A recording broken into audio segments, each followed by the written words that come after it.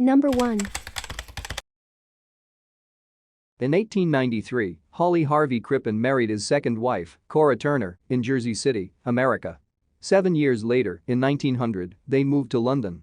He was employed as a representative for Munion's Remedies, a company making homeopathic remedies, while Cora, using the name Belle Elmore, had aspirations to be a music hall artist. Unfortunately, Belle had no talent whatsoever. In fact, neither Belle nor Cora was the real name of Mrs. Crippen. She had been born Kunigund Makamotsky and was the daughter of a Russian-Polish father and a German mother. She was also a most overbearing and dominant character. Her long-suffering husband supported her ambitions to be first an opera singer and, when that didn't work out, a singer in the music hall, but she had very little success. All she did manage to get out of her career was a few showbusiness friends and the position of treasurer of the Music Hall Ladies Guild in London. In September 1905, Dr. Crippen and his wife took a lease on 39 Hilldrop Crescent in Holloway. Part of the thinking behind this move was that the pair could now have separate bedrooms. Belle had never really been a sexual person, and according to what Crippen would later say, all physical relations between them ceased in 1907. Crippen, meanwhile, had fallen in love. The object of his desire was Ethel Leneve, a typist who worked for him. At about the same time that Crippen stopped having sex with Belle, he and Ethel became lovers. This situation continued until 1910. On the evening of Monday, 31 January 1910, the Crippens threw a dinner party for two close friends of Belle's, Paul and Clara Martinetti. The meal passed pleasantly enough, except for one incident. Paul Martinetti had asked to use the toilet, and because Crippen didn't escort him upstairs to show him where it was, Belle berated him. By the time the Martinettis finally left, it was around 1 a.m. on Monday, 1 February. It would be the last time that anyone saw Belle Elmore alive. Over the next week or so, people began to ask where Belle was.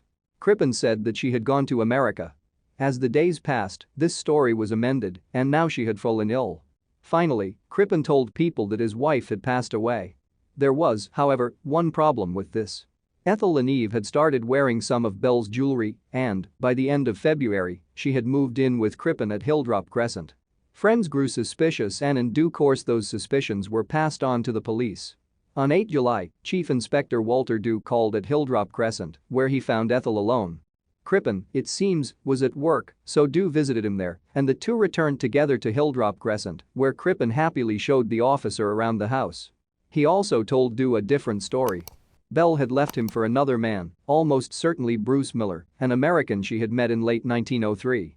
Dew told Crippen that it would be better if Belle contacted him to confirm this story, and Crippen said that he would place an advertisement in certain newspapers, asking for her to make contact. Things now moved very quickly. The next day, 9 July, Crippen shaved off his distinctive mustache and, with Ethel Leneve disguised as a boy, traveled to Brussels. There they bought tickets for passage to Canada, traveled on to Antwerp, and there boarded the SS Montrose, traveling as father and son. At about the same time, Chief Inspector Dew returned to Hilldrop Crescent. He was surprised to find Crippen and Ethel missing and decided to make another routine search of the house. In the cellar he noticed some loose bricks in the floor. Officers were ordered in to make a more thorough search, and beneath those bricks, they found the remains of a body. The body was headless, limbless and boneless, little more than pieces of flesh, but it was female. It was time to find Crippen. Aboard the Montrose, the father and son were watched with interest. They seemed to be unduly affectionate and were constantly holding hands. Added to that, the boy's clothing seemed to be very ill-fitting. Captain Kendall had his suspicions and telegraphed a message to Scotland Yard. Dew, now determined to intercept the father and son, boarded a faster ship, the SS Laurentic, and the hunt was on. On Sunday, 31 July, Dew and other officers boarded the Montrose as it sailed up the St. Lawrence. The father and son were identified as Crippen and Ethel Leneve, both were arrested and, after 3 weeks, were escorted back to England to face trial. It was decided that the pair should not be tried together. Crippen would face his trial first, and, once that verdict had been determined, Ethel Leneve would take her turn in the dock to be tried as an accessory. So it was that on 18 October, Crippen stood alone in the dock at the Old Bailey before the Lord Chief Justice of England, Lord Averstone. The proceedings would last until 22 October. Crippen's defense was simple. The body found in the cellar of his home was not Belle's. The body must have been of some poor unknown woman and been placed there before he and Belle had moved in. It was, therefore, crucial to the prosecution to prove that the body was Belle's. One piece of the flesh found in the shallow grave had borne a scar, and medical records showed that Belle had such a scar on her lower abdomen. More conclusive was the fact that the remains had been wrapped in a pajama jacket, and a tag inside that jacket led to the manufacturers, Jones Brothers. They confirmed that this particular cloth and pattern were not issued until late 1908, proving that the body must have been placed there after that date. This, and the scar, was consistent with the body being that of Belle Elmore. Medical tests had shown that the flesh contained traces of hyoscine, a poison, and it was known that Crippen had purchased 5 grains of that substance on 17 January, 2 weeks before Belle had vanished. It was enough for the jury, who took just under 30 minutes to find Crippen guilty of his wife's murder. On 25 October, Ethel Leneve was put on trial as an accessory to murder and found not guilty. A subsequent appeal on behalf of Crippen was dismissed, and his death sentence was confirmed. On Wednesday, 23 November 1910, 48-year-old Crippen was hanged at Pentonville by John Ellis and William Willis. Crippen's last request had been for a photograph of Ethel and some of her letters to be buried with him in his unmarked grave. The request was granted. Number 2. The true story of Peter Falconio and his girlfriend Joanne Lees remains one of the strangest crime events to have taken place in Australia. Falconio mysteriously disappeared in the Australian outback in July 2001 while the couple traveled around in a combi van. Falconio's body has never been found, and he is now presumed dead. The events leading up to his disappearance, the investigations and court cases are interesting, but has the truth really been discovered? Falconio and Lees were traveling at night along the Stewart Highway near Barrow Creek, between Alice Springs and Tennant Creek, in the Northern Territory, on 14 July 2001. Ms. Lees said that at some point shortly after passing through Barrow Creek about 8 p.m. when it was dark, they became aware that another vehicle was following the van. That vehicle, a white 4-wheel drive utility fitted with a bull bar, pulled alongside the van. Its interior light was switched on. It was driven by a man wearing a black baseball cap with a motif on it and a long-sleeved shirt with what appeared to be a t-shirt under it. He appeared to have a Mexican mustache that drooped down past the sides of his mouth. A dog was also seen to be sitting on the passenger seat of the utility. Around 11 kilometers north of Barrow Creek, at about 8:15 p.m., the man waves the combi over. He told them that he had noticed that their combi had engine trouble. After Falconio went to the rear of the vehicle with the man to investigate, Lees said she heard a shot fired. The man then threatened Lees with a small gun, tied her up and covered her head, and pushed her into the back of his ute. Lees says she escaped while the man was distracted, apparently while moving Falconio's body. She hid for 5 hours in nearby scrub bushes. On 15 July Sunday at about 1 a.m., Lees emerges from the scrub onto the highway and out in front of a Bulls Road train truck being driven by Vince Miller. Vince stopped about a kilometer down the road, and Joanne ran towards the road train. Vince got out of the truck and spoke to Joanne. He started to help her look for her boyfriend, but when she told him her attacker had a gun, he decided it would be best to go for help. He drove her south to the Barrow Creek Roadhouse, where they contacted police. By 7 a.m., the NT police had launched a search for Mr. Falconio and the gunman. Quickly they found a pool of blood covered with dirt beside the Stewart Y. This blood was later DNA matched to Peter Falconio, but strangely, his blood had been mixed with animal blood. The police also later found the combi driven well off the road into the scrub. Falconio's body, however, has never been found. Expert Aboriginal trackers, called from a nearby settlement, could find no sign of tracks of anyone other than Lees in the vicinity. After 4 years of grueling investigations, in which over 2,500 suspects had been identified, but no real leads and no body, police tracked down and arrested truck driver Bradley Murdoch. He was convicted of murder and is still in jail, despite claiming he did not do it. Many experts on the case agree with him, and evidence of a setup has been reported. What happened to Falconio's body? This is the greatest remaining mystery and the linchpin of Murdoch's defense. Show me the body is his constant challenge to judges and police. An impossible escape? One of the points used to weaken Miss Lee's story of escape was the manner in which she slipped out through to the rear of the 4-wheel drive utility. In court, she admitted her original account may have been wrong. She may have been pushed into the back of the vehicle through canvas awnings at the side. Plus the issue of her impossible escape from the cable ties used to restrain her hands behind her back. In court, she quickly slipped her necktie-bound hands back to her front, instantly putting that particular question to rest. Is Falconio still alive? There was also the story told by Melissa Kendall and Robbie Brown who worked at a service station in the town of Bork. They say they served a man who matched Peter Falconio's description a week after the events at Barrow Creek. They were stunned to see him walk through the door as his picture was in that day's newspapers. He had entered the shop with another man and a woman. One of them matched the photo fit pictures issued by police, they said. The Bork Falconio departed with some chocolate. Recently, whispers of money trouble, drug connections and Falconio's connections to the underworld have started to be uncovered. In 2011, a Melbourne lawyer convicted for involvement in a large cocaine importation ring said he knew Falconio was still alive. He offered no evidence to back his assertion, but insisted Murdoch had been framed. Number 3. On April 18, 1976, approximately 150 nautical miles from the southwest coast of Ireland, the crew of a Spanish fishing trawler, the Eduardo Pondal, spotted an object floating in the water. As the crew approached, they saw that it was a small sailing boat. The vessel was floating vertically, its bow completely submerged. After hoisting the boat onto the trawler's deck, the Pondal's crew conducted a search of its cabin. Amongst spoiled cans of food and nautical equipment, they found 4 forms of identification: a passport, driver's license, health insurance card, and a University of California Irvine ID. The boat was named Ocean Wave, and it belonged to the conceptual artist Boz Jan Ader. Based on the barnacles attached to the boat's hull, the captain of the Pondal, Don Manuel Castanera Alferin, concluded that the Ocean Wave was adrift for around 6 months. Ader's body was never recovered. Ader had set sail from Chatham, Massachusetts, 10 months earlier on July 9, 1975. His departure was documented by his wife, Mary Sue Ader Anderson, who photographed Ader on board the Ocean Wave as it was towed out from the harbor. Ader's destination was Falmouth, England. From there, he was to travel to the Groninger Museum in the Netherlands for an exhibition of his work. The artist conceived of his journey, which was estimated to take anywhere between 2 to 3 months, as part of an artwork titled In Search of the Miraculous. Had he succeeded, the Ocean Wave would have been the smallest boat to cross the Atlantic. Ader took a camera and several notebooks with him, none of which were recovered. A number of questions arose in the wake of the artist's disappearance. What happened to him? Was he really dead, or had he staged his disappearance? Did he commit suicide, and if so, had that been his intention the entire time? These questions became more pointed due to the artistic nature of Ader's journey. The resulting narrative was impossible to resist. He was the artist who had died for his art.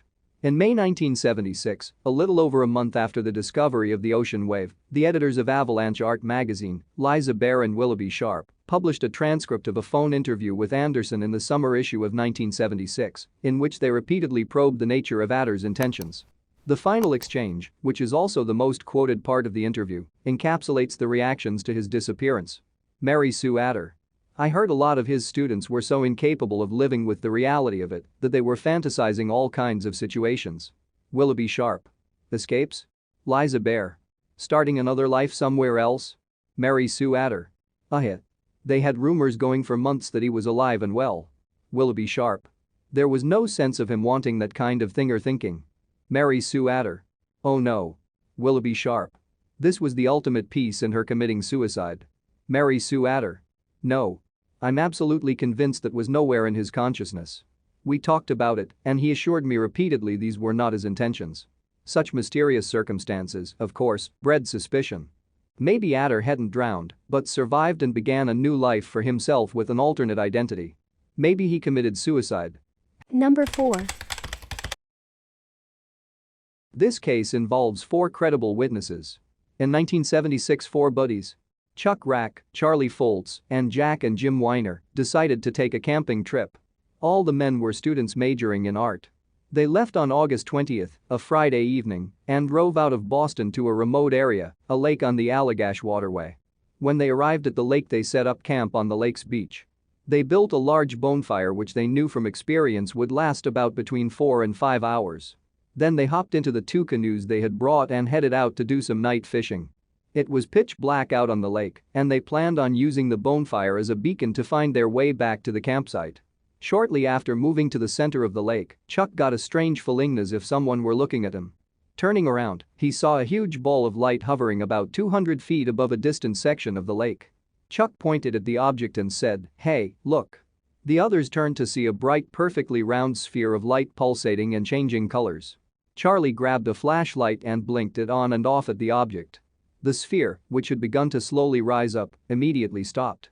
Then it slowly headed towards Charlie and his buddies, growing in size as it approached.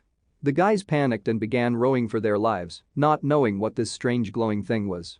As they furiously paddled, a hollow cone of pale blue light shot out of the sphere and began advancing on the water towards their canoes. At that point they all blanked out. The next thing they remembered was being back on the beach and getting out of their canoes. The object was still hovering overhead. Standing there, dazed, they looked at the object for 2 or 3 minutes before it shot off at super speed, straight up into the night sky, and disappeared. All 4 men felt strange and disoriented. Despite the appearance and disappearance of a very strange object, none of them felt like talking about it. They did, however, notice that their bonfire had burned down completely, leaving only a few hot embers. To their knowledge, they had only been gone for about 30 minutes. The fire should have lasted at least 4 hours. This later turned out to be a classic case of missing time. Several years later, Jim Weiner suffered a head injury. The injury caused a form of epilepsy known as temporolimbic epilepsy. As part of his treatment, he was asked if he was having any strange experiences. Jim then stated that he was having very strange and lifelike dreams. He also frequently awoke to find strange creatures in his room at the foot of his bed. Jim's doctor referred him to Raymond Fowler, a serious UFO researcher. Fowler had Jim hypnotically regressed, and the whole story about his camping trip to the Allaqash waterway came out. Jim and his 3 buddies had been picked up on the lake by the beam of light that had followed them. They were all taken aboard a spacecraft. They were examined and had samples of blood, semen, and urine taken. Skin, hair, and nail samples were taken as well.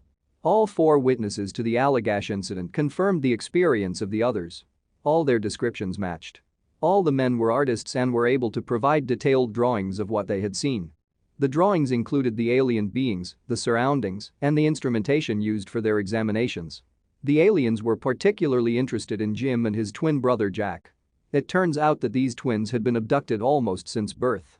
Years later, in May 1988, Jack was abducted again along with his wife, Mary. Jack recalls that they were literally floated out of the house and across the lawn to a waiting craft. Shortly after Jack and his wife were abducted, Jack found a strange lump on his leg. It seemed to appear out of nowhere overnight. Jack's family physician was concerned that the lump might be cancerous and arranged to have a surgeon remove it. When the surgeon went in, he found a small, strange-looking object. Since he didn't know what it was and had never seen anything like it, the surgeon sent it to the Center for Disease Control in Atlanta. Later, in trying to find out what happened to the removed object, Jack discovered it was sent to a military pathologist in Washington, D.C. From there, a United States Air Force colonel took control of it, and it was never seen again. When Jack went to ask the surgeon more about the object, the surgeon stonewalled him and refused to talk about it, even though Jack had been his patient. Number 5. Between 2002 and 2005, a serial killer who became known as the West Mesa Bone Collector murdered and buried 11 women in the outskirts of Albuquerque, New Mexico. To this day, law enforcement officials have been unable to discover the true identity of the murderer, despite the fact that they have a list of potential suspects, 2 of whom are already dead. The stuff of a mystery television show, The Bone Collector's Saga, will leave you with goosebumps. All of the West Mesa Bone Collector's victims fall between the ages of 15 and 32, fit a specific profile, were suspected to be involved in the Albuquerque drug scene, and worked as prostitutes. Like many other infamous unsolved murders, the true identity of the West Mesa Bone Collector remains a mystery due to a lack of new evidence, and it's likely that these crimes will remain unsolved until someone comes forward. Until then, this is everything we know about the West Mesa Bone Collector. When a collection of bodies was discovered in the desert outside of Albuquerque, New Mexico, it wasn't just the number of bodies that were found that stunned investigators, but the way in which they were buried. The bodies of 11 women and 1 unborn child were found not in a single mass grave, but rather they were found scattered across a desolate, empty plot of land. Because of this, it took law enforcement officials quite some time to recover all of the bodies. Then, they started the arduous process of identifying each of them, quickly coming to realize that many of them had been missing for years. By the end of their investigation, the bodies of 11 women had been identified. Jamie Barella, Monica Candelaria, Victoria Chavez, Virginia Cloven, Selenia Edwards, Cinnamon Elks, Doreen Marquez, Julie Nieto, Veronica Romero, Evelyn Salazar, and Michelle Valdez. One suspect, Lorenzo Montoya, died in 2006, at which point the murders mysteriously stopped. Lorenzo Montoya had a rather suspicious criminal background. He not only lived near the burial site, but he was arrested in 1999 for attempting to strangle a prostitute that he'd picked up and taken to a secluded area. In 2006, Montoya died after the boyfriend of Sherrick Hill, another prostitute, murdered him. Montoya had hired Hill and then tied her up and strangled her. But when she didn't emerge from Montoya's home at the time she said she would, her boyfriend, whom she'd brought with her, approached the house and killed Montoya in self-defense. Suspiciously, the West Mesa murders stopped after Montoya was killed, leading the authorities to conclude that he may have been the killer. Police believed that the killer might also be responsible for the disappearance of 6 other women. When law enforcement officials began searching for other bodies strewn across the plot of land in West Mesa, they had compiled a list of 20 potential victims. All of those women had been missing for some time, and they all shared characteristics with the known victims.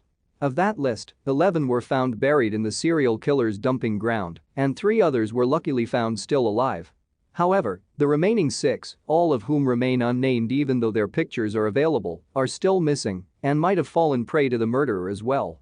The West Mesa burial ground was first discovered in February 2009 by a woman who lived in the area. Allegedly, she had been out walking her dog in this particular 92-acre deserted scrubland known as West Mesa, a section of Albuquerque, New Mexico, when she came across a bone sticking out of the ground and promptly called the police. After studying satellite imagery of the area where the bones were uncovered, law enforcement officials were able to pinpoint the approximate years that the ground had been disturbed in the area. They were even able to identify tire tracks leading up to and around some of the burial sites that appeared between the years 2003 and 2005. Those photos also showed evidence of soil movement, most likely from when the graves were dug. In 2010, George Walker, a private investigator in the Albuquerque area, began receiving messages from someone who claimed to know the identity of the West Mesa bone collector. In fact, the emails and phone messages are suspected to even be from the killer himself. However, law enforcement still hasn't determined who has been leaving the messages, and they aren't sure if that person even knows anything reliable, as none of the information provided has been verified. Fred Reynolds, who died in early 2009 of natural causes, left quite a mystery behind. Reynolds was a former heroin addict who was supposedly looking for several missing women before he passed away, one of whom was Doreen Marquez, whose body was found buried in West Mesa. According to Lori Galegas, a friend of Marquez's, Reynolds might have been operating an escort service that employed many of the victims. The real question here is, why did he have pictures of Marquez and the other missing women before the body dump was even found? Did he know something that the police didn't, or was he actually the killer? Number 6. Much like the murder case of Lisaveau, Stephen McKerron's death is also a murky subject. It all began on what was supposed to be one of the best days of Stephen's pretty short life. The 5-year-old from Hamilton, Scotland was on holiday with his aunt and uncle, Lynn and Ian Snedden. They were visiting Butlins Air, which was known to be a quaint little spot for anyone looking to escape the hustle and bustle. They were living at a holiday camp together, and the incident occurred only hours after Stephen's arrival. The camp had everything a little boy could ask for: arcade games, boat lake, a pool, tennis courts, theaters, the works. Unfortunately, Stephen's holiday turned into what would later be the most well-known missing child hunt by Scottish police.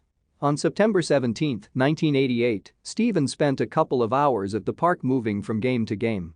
It was a warm, sunny day, and Stephen had been looking forward to it for weeks. For a brief moment, when Stephen was playing on an escalator, his aunt and uncle lost sight of him. Both of them thought that the other was watching Stephen, and within those few seconds, Stephen disappeared. At first, it was not a cause for alarm since the park was extremely crowded. Lynn and Ian spent about 40 minutes searching the entire park, shouting Stephen's name. This was when things started to take a sinister turn. Something was not right. They notified park security, who in turn notified the police. What followed is today known as the most extreme search for a missing child in Scotland. About 200 people scanned the premises for Stephen. His description was widely circulated, and divers were made to search for him in nearby rivers. It got to the point where they even sent for a helicopter that had the equipment to detect a body, but to no avail. The search went on for ages, and they covered a 6-mile radius around the park. At this point, everyone started to believe there was only one answer: Stephen had been abducted. As time went on, people started to speak up. Quite a few people who were at the park mentioned seeing Stephen walking alongside a middle-aged man and even sitting at a cafe with him. This led to the majority of people thinking that he was abducted. But this theory was soon put to bed after a witness claimed that they saw him climbing over the perimeter fence. Other witnesses claimed they saw a young boy that resembled Stephen walking along the Ayr Turnberry Road about a half hour after Ian and Lynn had seen Stephen last. This gave people a glimmer of hope that they could try to find him if he had not been forcefully taken. While this was true, the surrounding area was marshy and the temperatures dropped during the night. After a couple of days went by, spirits were at an all-time low, and the police were asking around for leads. Everyone was expecting the worst, and their fears soon became a reality. 16 days later, Stephen's dead body was found by a lady who was walking her dog. After the autopsy, it was concluded that Stephen died due to exposure to cold temperatures and rugged terrain. This was not a good enough answer for Stephen's family. There were still too many questions. His socks had been taken off and put into his pockets, which was odd since Stephen did not know how to tie his shoes. Even his jacket was nowhere to be found, and there was no reason for him to take it off in such cold temperatures. The jacket was also never found. It was also highly improbable that such a young boy could have walked 6 miles away from the large camp. The area he was found at had already been searched, and there is no answer as to why he was not found during that time. The police, however, were hell-bent on sticking to the idea that Stephen ran away and died due to natural causes. Even though the police insisted that Stephen died due to natural causes, his family refused to ignore the clues that they say are pretty obvious. Many people believe that Stephen was kidnapped and then left near the ditch where he was found, or even killed before he was placed there. But then again, why would a kidnapper take Stephen 6 miles away from the campsite only to take off his shoes and jacket? And how did no one see Stephen walking those 6 whole miles? He was only 5 years old after all. An inquiry in March 1989 maintained what police were saying earlier on. Police still stuck by the conclusion that Stephen had simply run away and died of natural causes. The case may be officially closed, but a lot of people, including Stephen's family, do not accept the conclusion. There are too many unanswered questions and too much that does not make sense. Jerry Gallagher, one of the detectives that worked on the case, even described it as the only case that still haunts him with regrets. Unfortunately, the case is less than likely to ever be reopened. So, most of these questions will never find any answers. Number 7. In the early evening of 4 July 1928, a fabulously wealthy businessman named Alfred Loewenstein boarded his private plane at Croydon Airport. It was a routine flight that would take him across the English and French coastlines before landing at Brussels, where Loewenstein lived with his wife, Madeleine. But he also had many enemies. In 1926, he established International Holdings and Investments Limited that raised huge amounts of capital from wealthy investors. By 1928, these investors wanted some return on their money. Loewenstein was pleased to be flying home on that July day in 1928. It was a fine evening for flying with scarcely a cloud in the sky. The pilot, Donald Drew, was able to assure him that it would be a smooth flight. It was to prove smooth for everyone except Alfred Loewenstein himself. He was to vanish in mid-flight and mid-air, one of the strangest disappearing acts in history. Some 85 years after Loewenstein's disappearance, the jury is still undecided. There were a total of 6 people on that ill-fated flight, in addition to Loewenstein himself. The pilot, Donald Drew, stood by the doorway of the plane as the passengers boarded. He was joined in the cockpit by Robert Little, the mechanic. The cockpit was a sealed unit with no connecting door to the rest of the plane. Once the Fokker had taken off, Drew and Little had no access to the cabin. The other people on board included Fred Baxter, Loewenstein's loyal valet, who accompanied him everywhere, and Arthur Hodgson, his male secretary. There were also 2 women, Eileen Clark and Paula Biddlon, his stenographers. Shortly after 6 p.m., the Fokker FVII, a small monoplane, set off down the grass runway.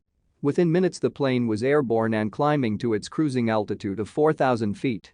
Before long, everyone on board could see the Kent coastline below. A minute or so later, they were flying over the English Channel. At the rear of the Fokker's cabin there was a windowless door that led into a small toilet. This room also had an exterior door, the only means of entrance and exit to the plane. The door was clearly marked exit and was equipped with a spring-loaded latch controlled from inside. It took 2 strong men to open in mid-air due to the slipstream pressing against it. Loewenstein spent the first half of the flight making notes. Then, as the plane headed out over the channel, he went to the toilet compartment at the rear. According to statements later made by Baxter, his valet, 10 minutes passed and he had still not returned to his seat. Baxter grew concerned and knocked on the toilet door. There was no answer. Worried that Loewenstein might have been taken ill, he forced open the door. The toilet was empty. Alfred Loewenstein had disappeared into thin air. An obvious course of action would have been for the plane to divert to St. Inglevert airstrip, which lay between Calais and Dunkirk. Here, they could alert the Coast Guard to Loewenstein's disappearance. Instead, the pilot landed on what he believed to be a deserted beach near Dunkirk. In actual fact, the beach was being used by a local army unit. When they saw the plane landing, they rushed to meet it. It nevertheless took them 6 crucial minutes to arrive at the stationary plane. By that time, both passengers and crew were standing on the sand. They were questioned by Lieutenant Mark Wales. Pilot Donald Drew behaved strangely, evading his questions for half an hour until admitting that they'd lost Alfred Loewenstein somewhere over the English Channel. Next to question the pilot was a professional detective, Inspector Bonnet. He was puzzled by what he was told. "A most unusual and mysterious case," he said. "We have not yet made up our minds to any definite theory, but anything is possible." He arrested no one and even allowed the plane to continue its flight to St. Inglevert and thence back to Croydon. The ensuing investigation was bungled from the outset. Loewenstein's body was finally retrieved near Boulogne on 19 July, more than 2 weeks after his disappearance. It was taken to Calais by fishing boat where his identity was confirmed by means of his wristwatch. An autopsy revealed he had a partial fracture of his skull and several broken bones. Forensic scientists concluded that he had been alive when he hit the water. The mystery of how he fell to his death remained unanswered, though there were many theories. Some said the absent-minded Loewenstein had accidentally opened the wrong door and fallen to his death. This was most unlikely, given that it was virtually impossible to open the cabin door in mid-flight. Others said he'd committed suicide, perhaps because his corrupt business practices were about to be exposed.